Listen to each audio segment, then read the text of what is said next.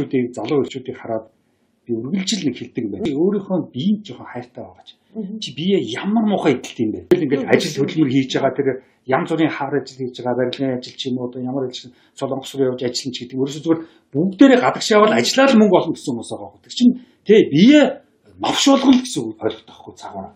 Тий бие бүр ингээд новширтал одоо ажиллаж мөнгө олно гэдэг чинь тэр биеийг ямар муухай эдэлж хэрглэж байна. Тэгээд тэр машинтай тэр замаар хурдан давхиж байгаа. Одоо ингээд сүүлийн үеийн мотоцикл янз бүрийн тийм үү тээврийн хэрэгслүүд одоо гараад ирчихлээ шүү дээ. Энтэй тэр хурдан давхиж байгаа, сүлжилж байгаа.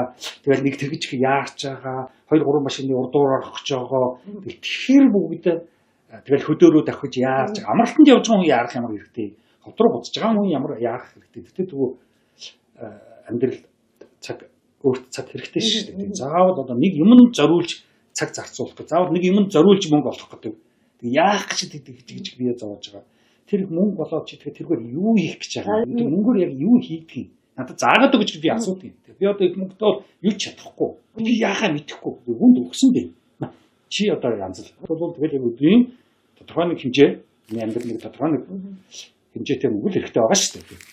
Тэгэхээр тэгж их одоо Монголын одоо ялангуяа эрчүүдэд одоо хэлгээд эмэгтэйчүүдэд одоо хэлгээд тийм үү эрчүүдийг тэгж одоо хүлтэй ойрхон ажил амьдралаар одоо чихэж хүн баг. Тэгэл хөдөө очиход тэр одоо малчд бол яа нэг одоо болооч гинээр тэр адуу малтай харьцаж байгаа. Тэр одоо хөөрч давхилж байгаа. Малаа туугаа давхиж байгаа. Мотоциклтай ерөөсөө нүх байна уу, дов байна уу, тэрэн дээр ингэж үсрэн харайн давхилж байгаа.